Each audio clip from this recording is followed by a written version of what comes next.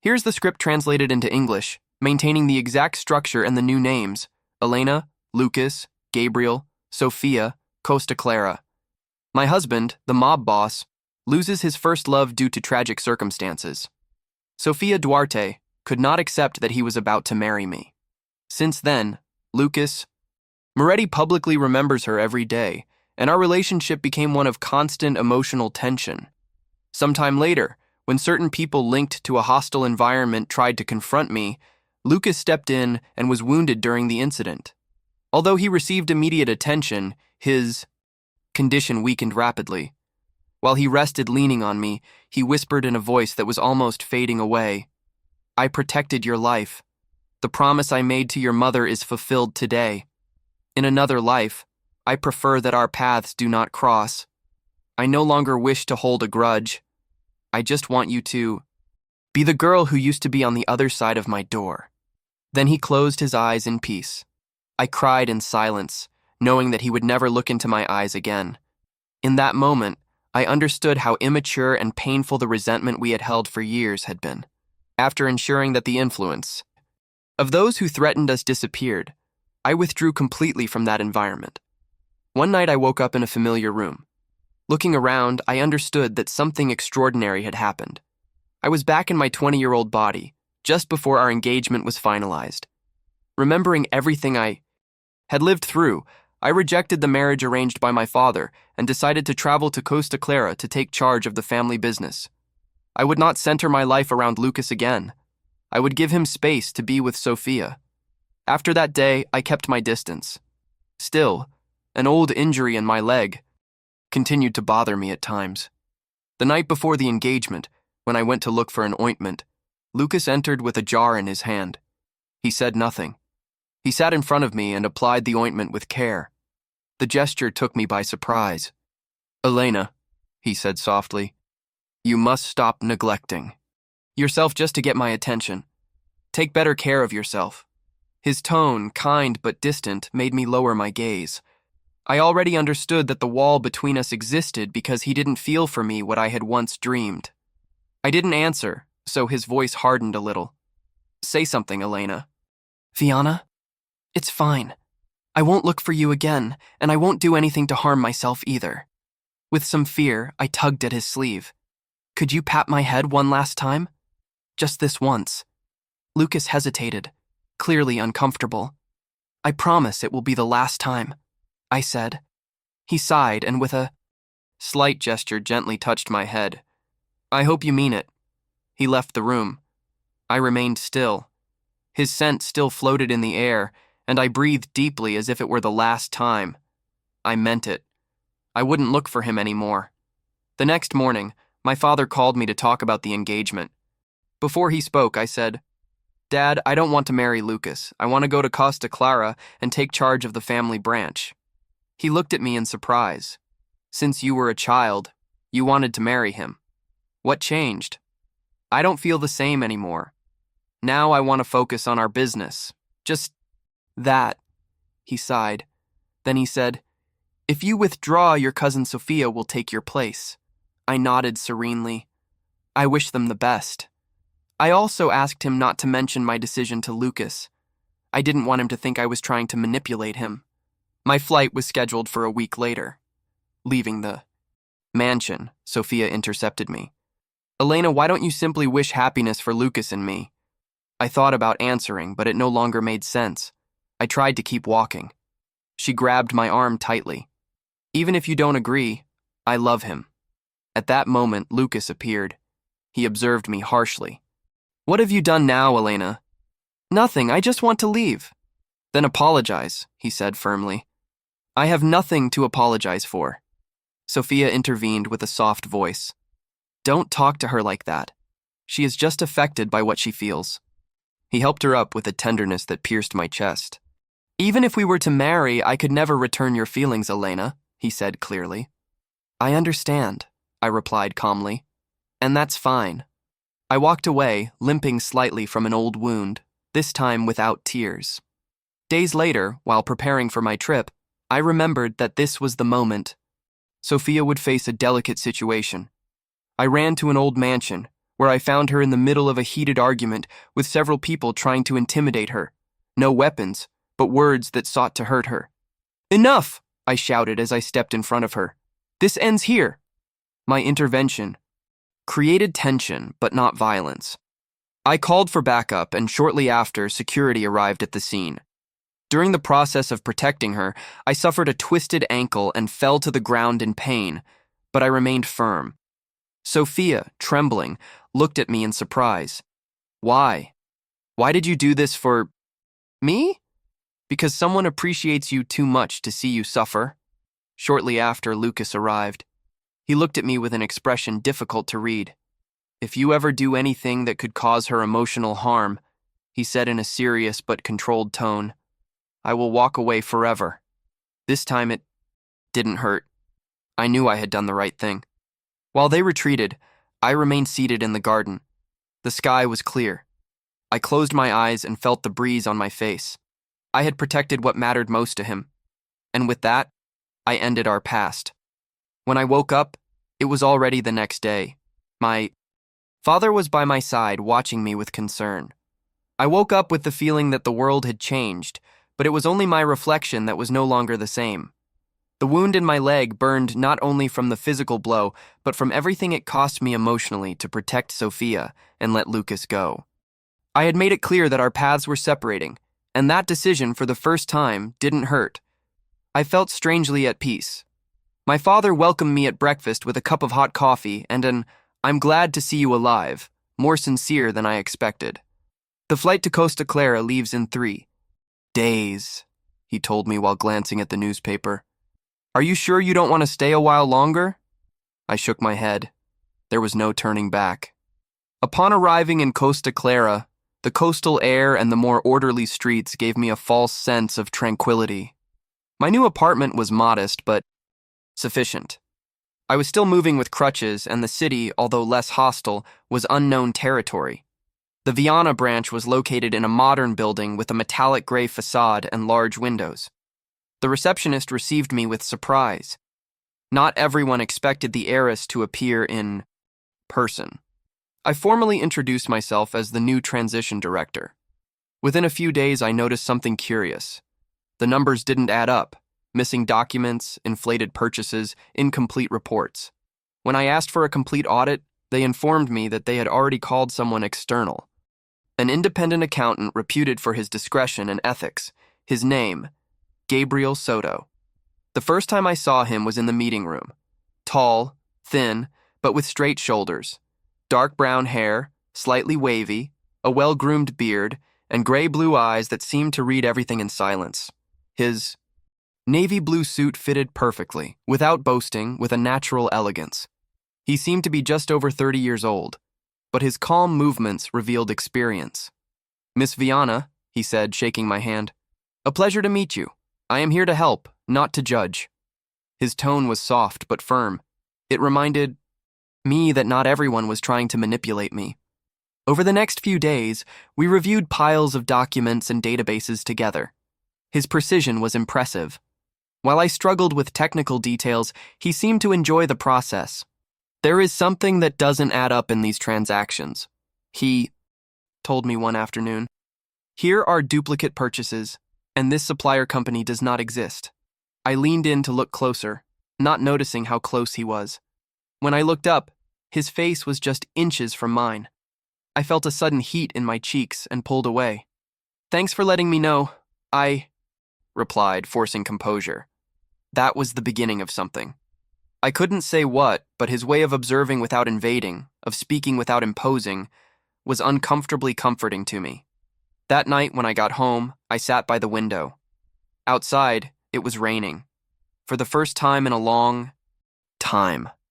I felt I could start living for myself, but I also knew that this city, however quiet it seemed, hid wounds I didn't yet know, and that Gabriel Soto, with his analytical gaze and unsettling patience, was not just another auditor. He was someone I couldn't yet read. The next morning I arrived at the office with a different feeling. It wasn't excitement nor fear. It was a mixture of nervousness with something I hadn't felt in a long time. Curiosity. Gabriel was already there. He wore a white shirt with the sleeves rolled up, revealing firm forearms and a small scar near his wrist. He wasn't wearing a jacket, and his brown hair fell slightly over his forehead as he leaned over his laptop. "Good morning," I said, entering. "Good morning, Miss Viana," he replied without looking up. "I found something you might want to see." I sat next to him and read the screen. They were invoices, dated 3 months before my arrival, signed by a manager who no longer worked there, authorizing absurd expenses with non-existent companies. "This is serious," I murmured. "Yes, but not impossible to fix." The way he said it gave me encouragement. There was a tranquility in his voice that seemed to wrap around everything. At noon, we went up to the building's terrace for lunch. I was surprised to see him take out 2 sandwiches wrapped in aluminum foil. "I didn't know what you liked, so I brought 1 chicken and 1 vegetarian. Choose." "Did you make this?" "No," he replied with a slight smile. "But the lady at the corner cafe did." "Yes, I have special treatment."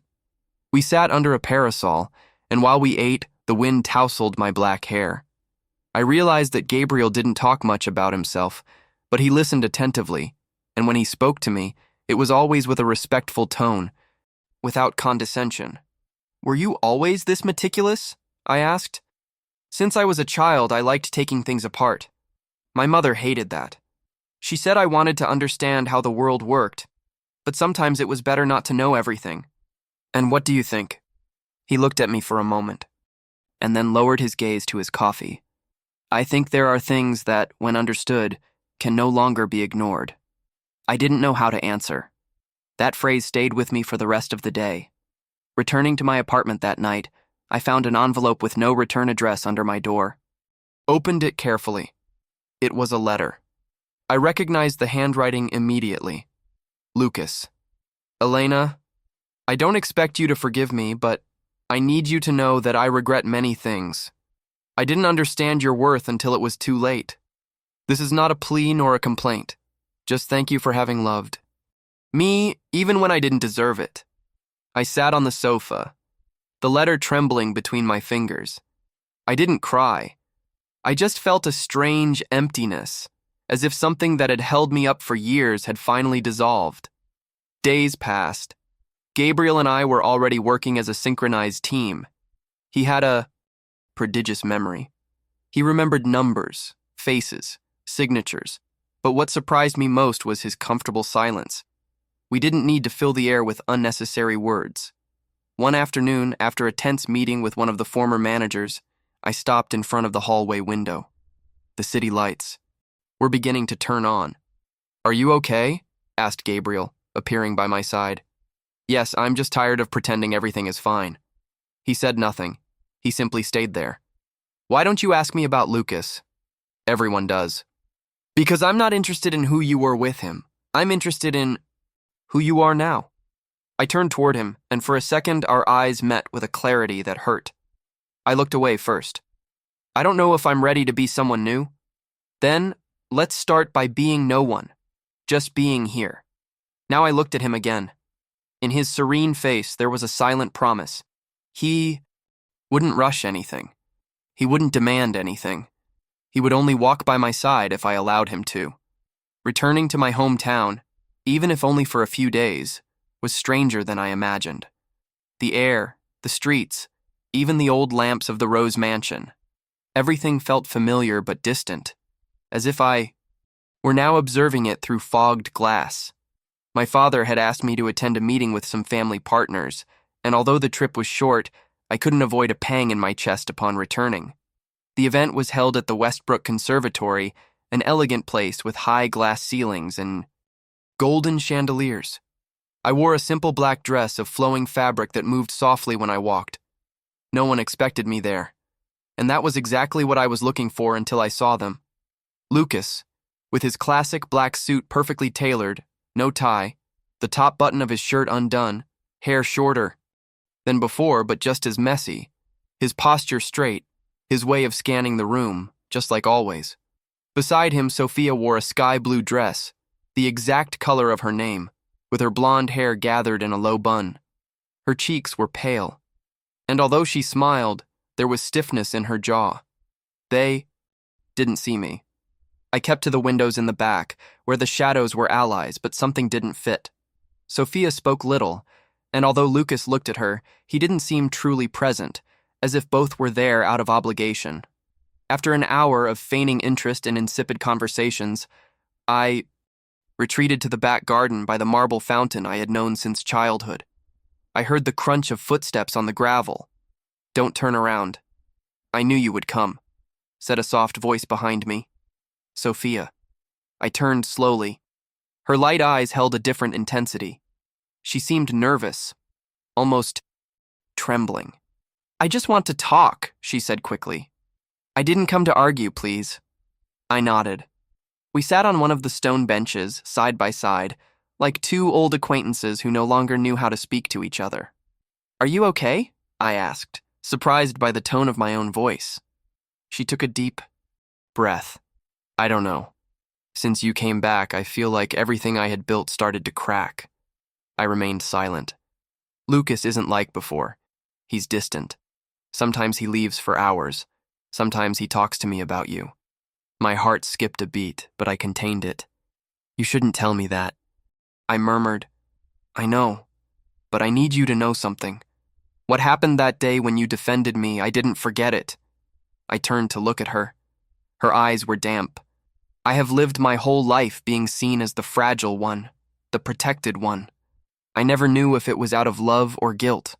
Lucas feels responsible for me since we were children.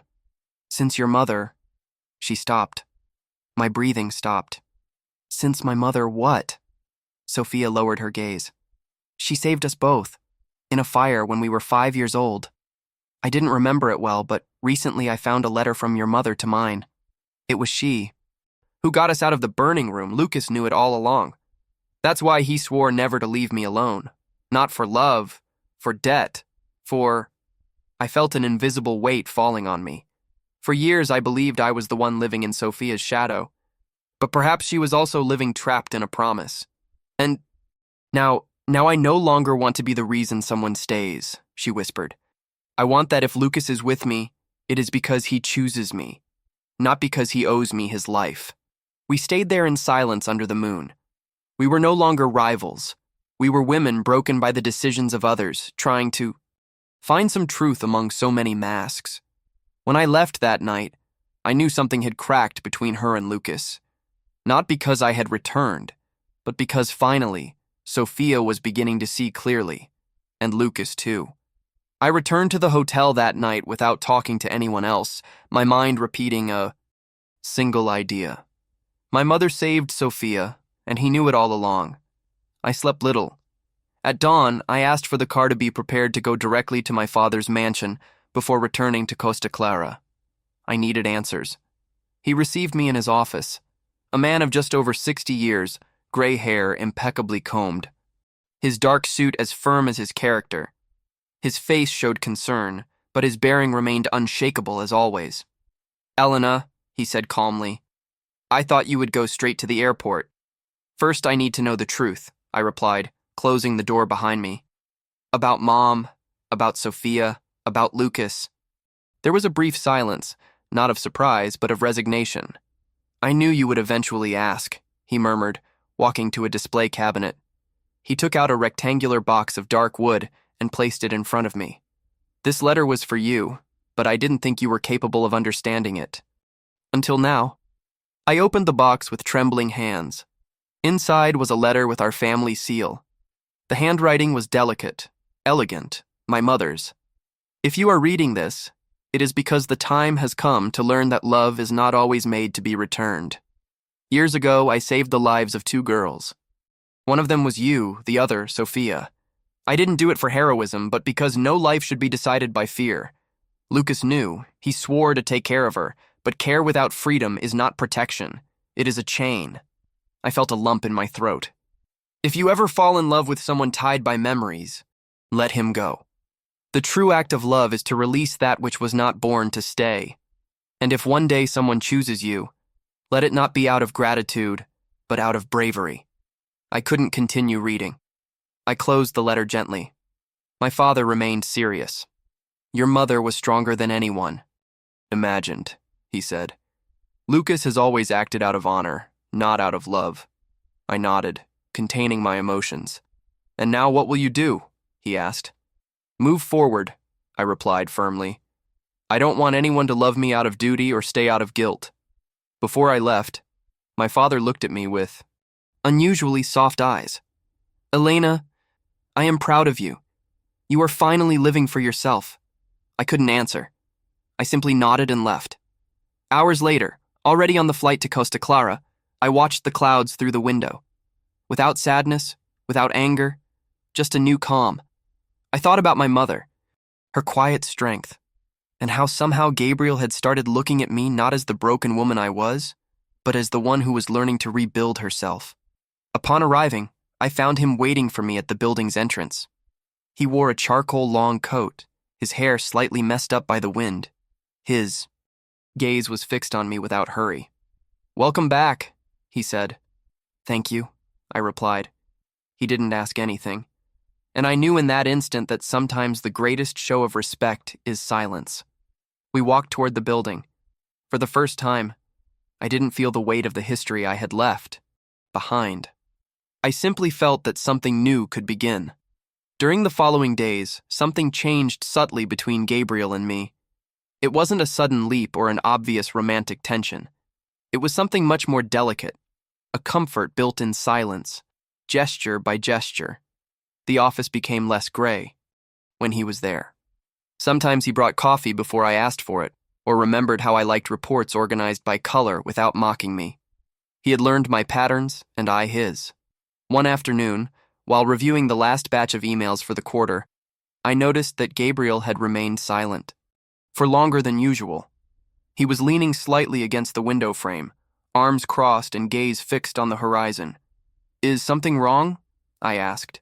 He blinked and turned slowly toward me. Yes, there is something I must tell you, and I can no longer postpone it. My body tensed immediately. I closed the laptop slowly. What is it about? Gabriel walked to the table and leaned both hands on it. His tone remained calm, but I felt something new. Vulnerability. When I agreed to come to this branch, it wasn't just for a standard audit.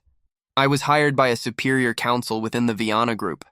They wanted me to watch.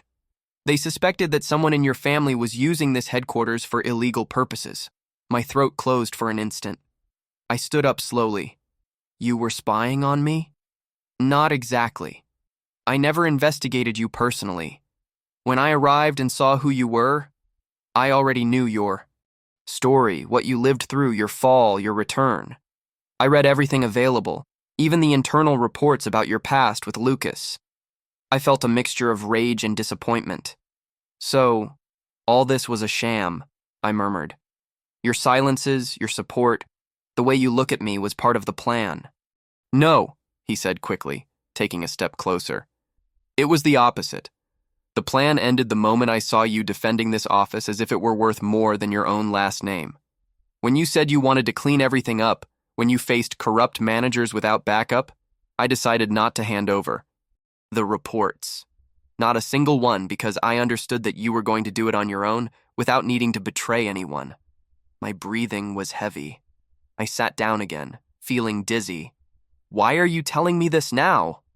Gabriel crouched to my height with his knees bent and his eyes fixed on mine. Because I don't want to start anything with you based on a lie. I didn't know how to answer. I just stayed there observing him. There were no excuses on his face nor manufactured guilt, just an exhausted sincerity. I don't know if I can trust you, I said. I'm not asking you to.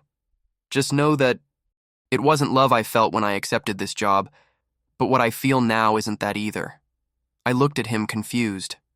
Then what is it? He smiled barely. It's respect. It's admiration. It's the beginning of something that doesn't have a name yet, but I know I don't want to lose it. In that moment, I knew that what united me to Gabriel wasn't immediate passion or emotional dependence.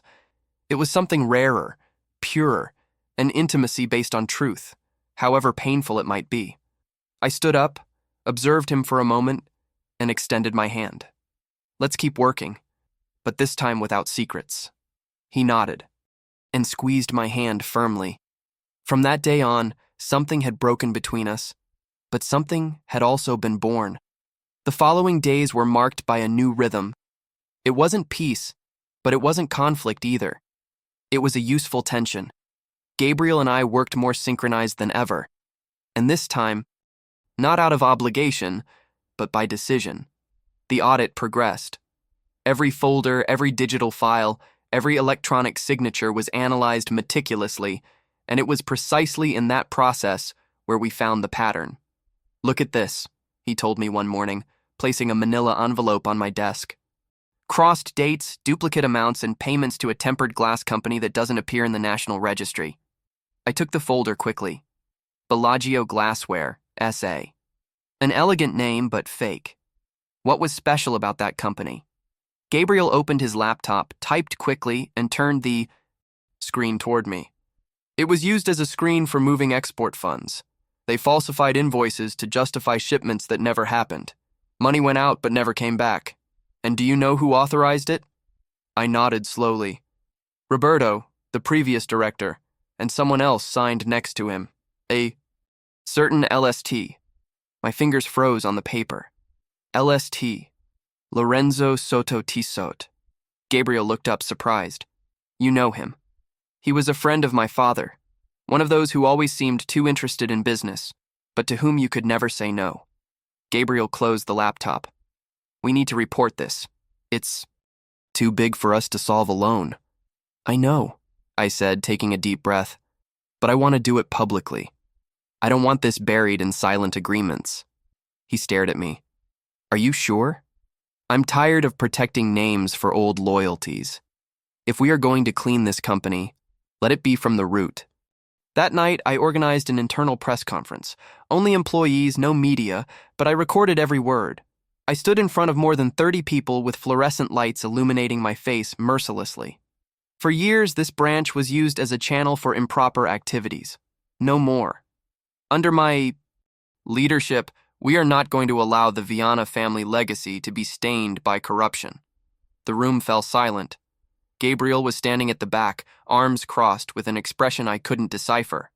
But when I finished, he was the first to applaud, and little by little the others followed. After the meeting, we went up to the roof of the building. The night air was cooler than usual. I sat on the edge with my feet dangling. Gabriel sat next to me, leaving a prudent distance. Do you know what was the hardest part of today? I asked. Speaking in front of everyone. I shook my head, feeling worthy of being heard. He remained silent for a moment and then said, I haven't met anyone more worthy of being heard than you. I turned slowly. His blue eyes shone under the city light. There were no sweet words, no unnecessary closeness, just that phrase, and for some reason it was more powerful than any kiss. We stayed there for a while in silence, watching the lights flicker in the distance. Something in me, something very deep, knew I had crossed a threshold, and this time no one dragged me there. I walked alone. It was Saturday morning. The building was empty, the offices silent, and the city still waking up. I was in my office reviewing for the 5th time the documents we would send to the global board when the receptionist called me on the intercom. Miss Viana, there is someone who insists on seeing you. He is not on the agenda. He says he comes on behalf of Sofia. Duarte. My back tensed immediately. Who is it? Lucas Moretti. The words resonated like a hollow echo in my chest. I closed my eyes for an instant, clenched my fists, and took a deep breath. Send him in.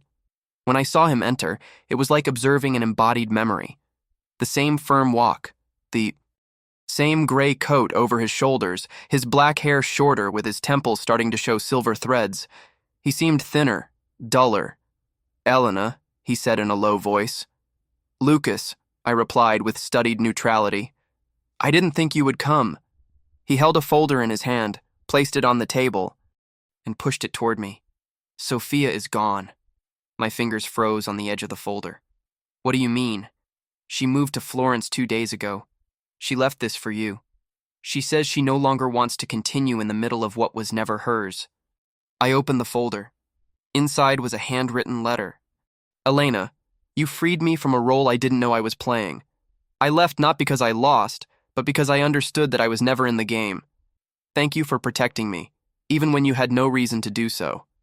I hope this time you live for yourself. Sofia. The handwriting was firm, serene. Lucas sat in front of me without asking permission. His eyes, always intense, now seemed more tired. I spent years without understanding you. I thought you were a burden, an intruder in a destiny that had already been written. And I was, I said without rancor. No, you weren't. I just didn't know how. No.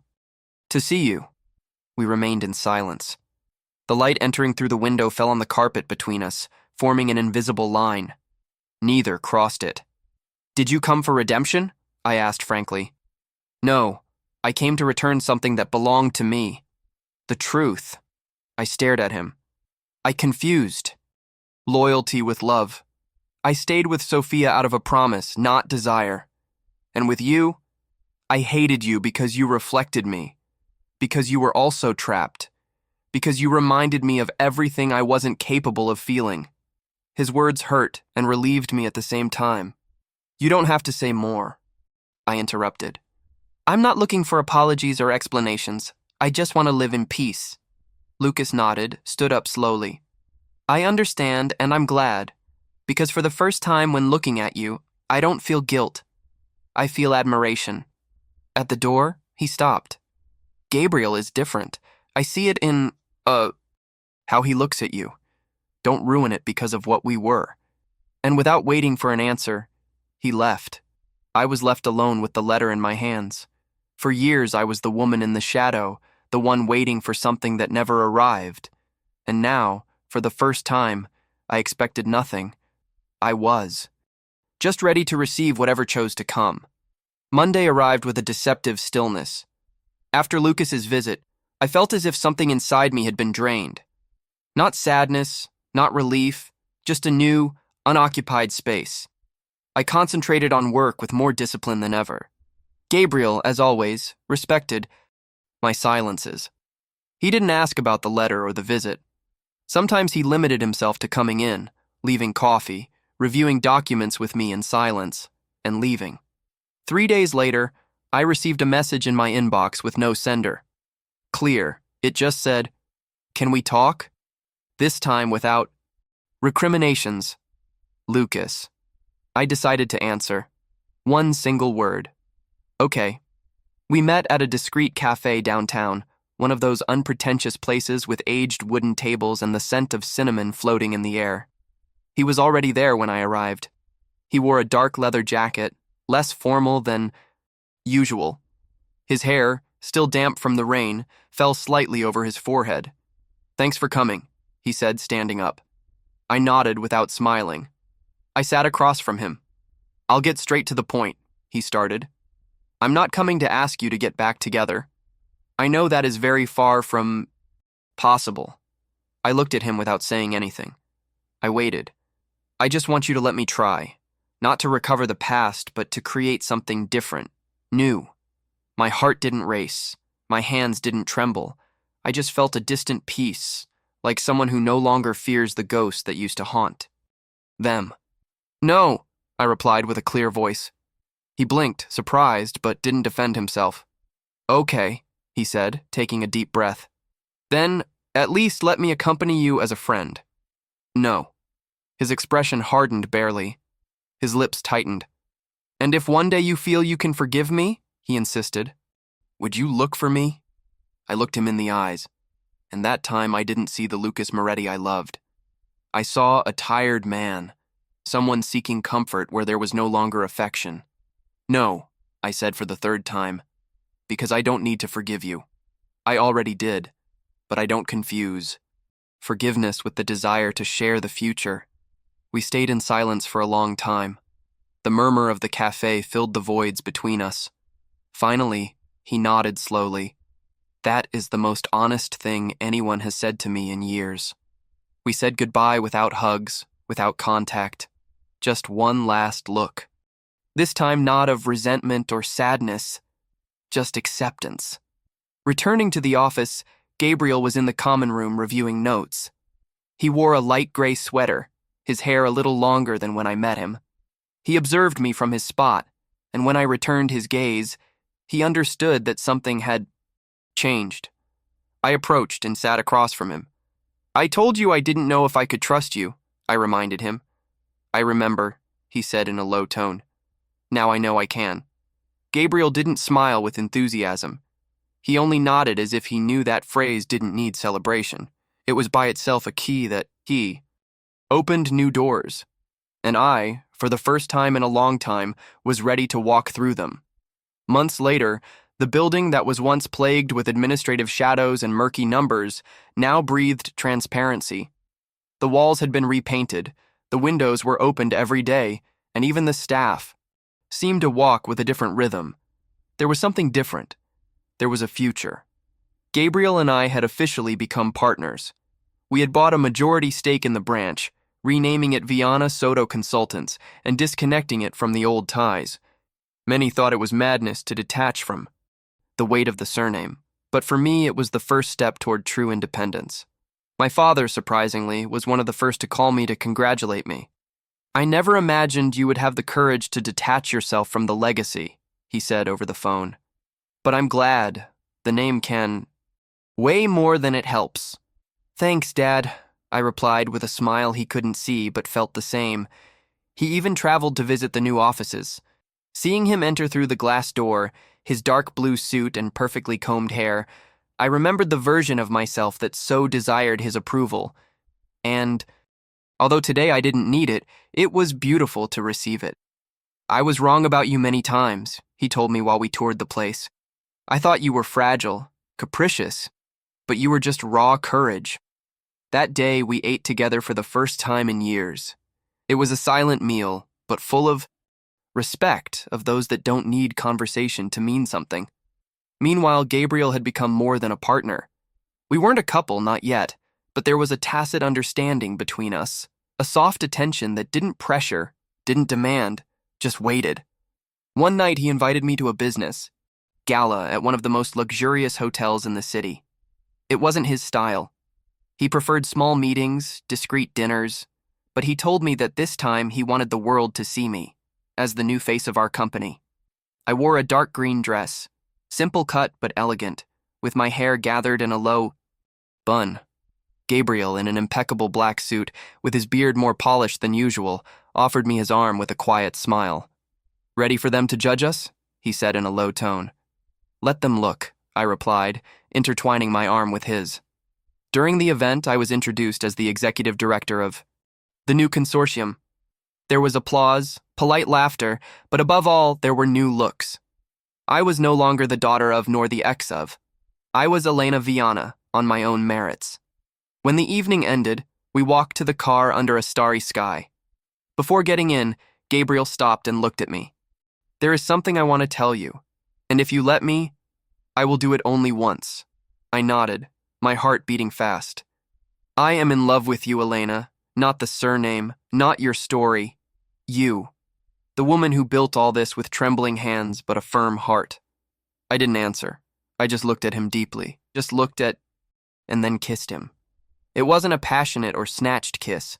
It was one full of calm, of truth, of beginning. When we separated, he smiled. "It's worth the wait." "And I was worth finding myself first," I replied. That night, while he drove me home, I rested my head on his shoulder, feeling that the world finally felt like mine. It was a clear Sunday morning. It had rained during the night, and the air smelled of damp earth and lemon trees in bloom. In my kitchen, coffee bubbled softly while I watched the street through the window. I had moved to a simple house with its own garden and white fences in a quiet neighborhood of Costa Clara. The office was only a 15-minute drive away, but sometimes I walked. I liked passing in front of houses, watching the trees change with the seasons, listening to neighbors talk about simple things. That particular morning, I saw a pickup truck parked in front of the neighboring house. A young couple was unloading boxes, she with light brown hair, an easy laugh, and a long linen dress. He, tall, thin, with dark hair gathered in a small bun. They laughed, argued, hugged. I couldn't help but smile. They reminded me of a distant version of myself. Not the wounded woman, nor the one who lived in the shadow of others' promises, but the young woman who once believed that love was simple, clean, inevitable. That morning on impulse, I prepared a pitcher of lemonade and walked to their door. "Welcome to the neighborhood," I said when they opened. The girl looked at me with surprise and then smiled warmly. "Thank you, I'm Aaliyah and this is Marco." "Elena," I replied. "I live here next door." We laughed.